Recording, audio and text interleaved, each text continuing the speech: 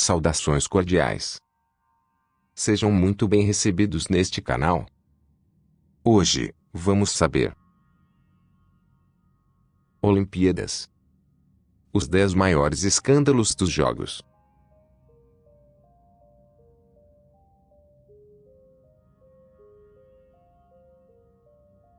Durante as Olimpíadas de Londres de 2012, um árbitro apresentou talvez o pior desempenho, o mais descaradamente corrupto da história. Uma luta de peso galo entre o japonês Satoshi Shimizu e o Magomed Abdulhamidov, do Azerbaijão, aconteceu e foi completamente unilateral, terminando em uma decisão tranquila. Exceto que a pessoa que ficou completamente castigada, foi a que ganhou. Satoshi levou o Magomed ao chão 6 vezes, um número excepcionalmente alto. No entanto, a cada queda, o árbitro não conseguia abrir a contagem. A certa altura, o árbitro até ajudou o caído Magomed a endireitar seu capacete para que ele pudesse continuar. Embora Satoshi fosse o vencedor óbvio no final da luta, ela foi dada a Magomed. Vale a pena assistir, já que a multidão e os locutores mostraram sua indignação. Felizmente, a decisão foi posteriormente anulada depois que o Japão apelou.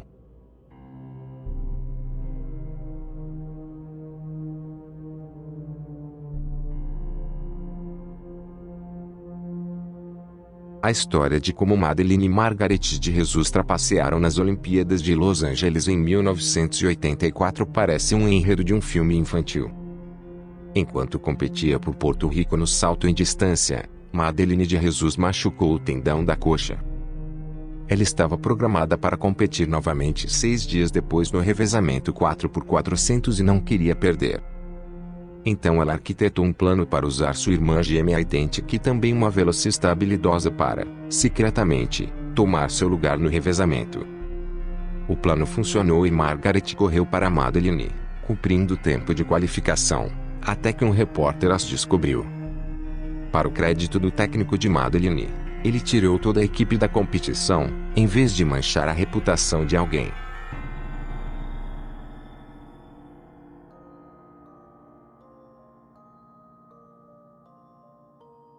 Marie-Reine Ligon foi jurada francesa de patinação artística de pares nas Olimpíadas de Salt Lake City em 2002. Ela observou enquanto as equipes canadense e russa lideravam o campo e disputavam o ouro. No final, parecia claro para os telespectadores e para a multidão ao vivo que os canadenses haviam superado os russos. E então os juízes votaram e os russos receberam o ouro. Acontece que a Rússia e a França concordaram em trapacear juntas trocando os votos dos juízes e foi por isso que os russos tiveram uma vitória tão surpreendente. Ligon ficou abalada com seu papel no esquema e confessou aos funcionários e à imprensa. Por ter confessado, ela foi desprezada mais do que qualquer juiz, ganhando o título zombeteiro de a juíza francesa, embora fosse aparentemente a única com algum senso de integridade ou remorso.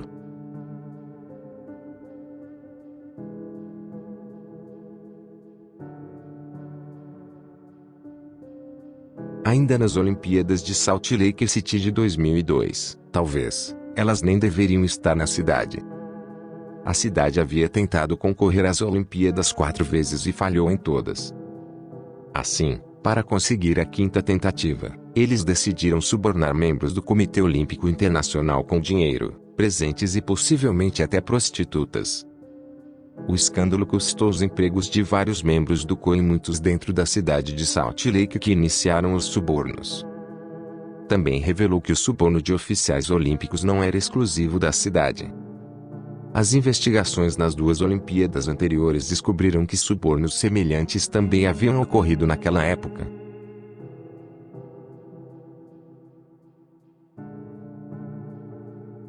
O incidente de Tonya Harding e Nancy Kerrigan é notório, o suficiente para virar um filme, Eu, Tonya, estrelado pela atriz Margot Robbie. Em 1993, Harding e Kerrigan foram 2 das melhores patinadoras artísticas femininas da América e foram escolhidas para competir uma contra a outra em testes de qualificação por uma vaga na equipe americana nas Olimpíadas de Lillehammer de 1994. Então a tragédia aconteceu quando Kerrigan foi agredida por um homem com um cano de chumbo, garantindo assim a Harding ficar em seu lugar. Claro, todo o incidente se transformou em uma grande novela. O ex-marido de Harding contratou o agressor. Harding pode ou não ter ajudado a planejar o ataque, e ela certamente sabia sobre isso antes das autoridades. Ambas patinadoras acabaram se classificando para os jogos, onde Kerrigan levou prata e Harding teve um pequeno colapso.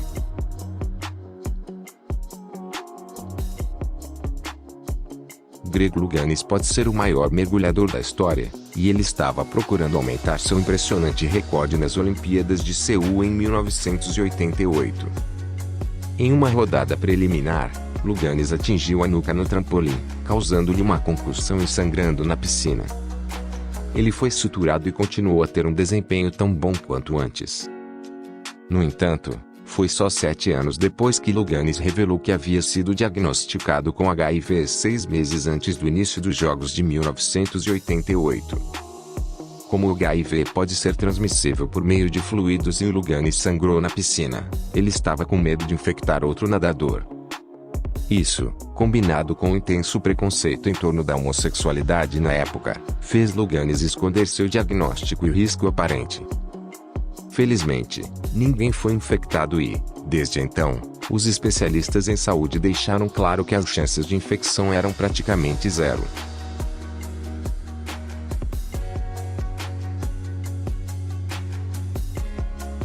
Boris Onestyenko é um ex-pentatleta cuja trapaça, astuta e pré-planejada nos Jogos Olímpicos de Montreal de 1976 lhe valeu os apelidos de Boris, o trapaceiro, Boris desonesto e o maior trapaceiro da história olímpica.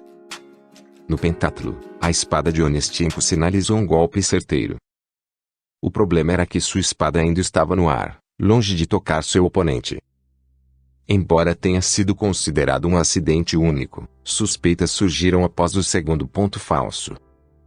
Sua espada foi examinada e descobriu-se que continha um botão que Onestyenko podia acionar para registrar automaticamente um toque, ocorresse um toque real ou não.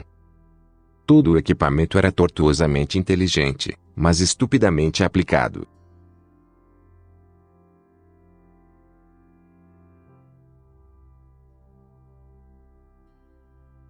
As Olimpíadas de Berlim de 1936 são provavelmente os Jogos Olímpicos mais famosos já realizados.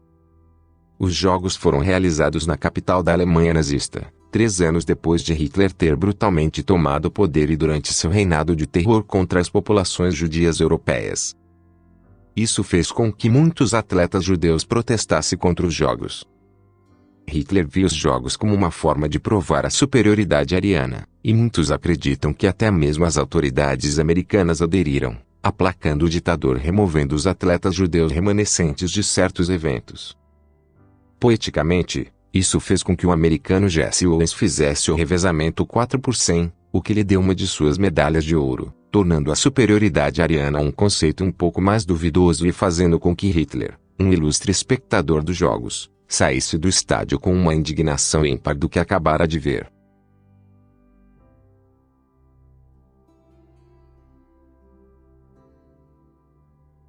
A Rússia tem uma longa história de crimes de doping nos Jogos Olímpicos.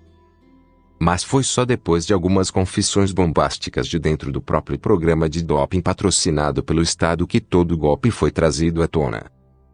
Entre 2010 e 2014, o funcionário da agência antidopagem russa Vitaly Stepanov e sua esposa, a corredora olímpica Yulia Stepanova, trabalhou para expor o extenso programa de doping da Rússia.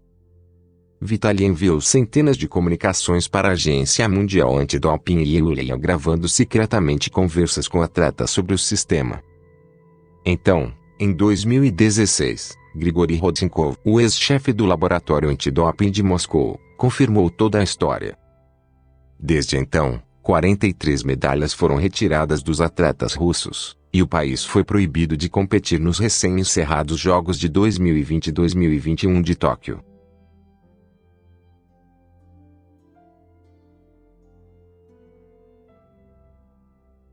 A Alemanha Oriental só existiu entre o fim da Segunda Guerra Mundial e a queda do Muro de Berlim, um período de cerca de 50 anos. Apesar de seu curto tempo como nação, seu tamanho relativamente pequeno e uma série de dificuldades econômicas, sociais e políticas, a Alemanha Oriental conseguiu dominar rotineiramente muitos eventos esportivos, principalmente nos Jogos Olímpicos de 1964 a 1988. Isso acabou sendo devido a um programa estatal de doping amplamente difundido, que envergonha até o escândalo de doping da Rússia.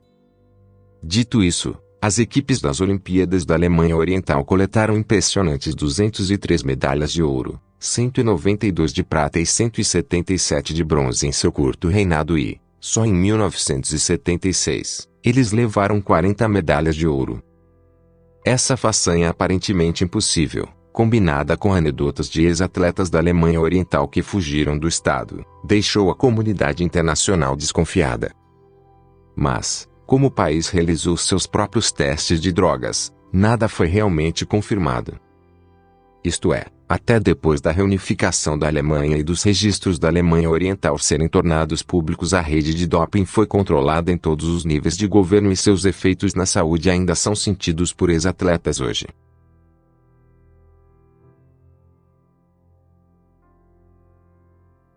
Se você gostou deste vídeo, clique em gostei. Não se esqueça, por favor, de se inscrever no canal e de ativar as notificações para aproveitar os próximos vídeos. Agradecendo a audiência e até a próxima.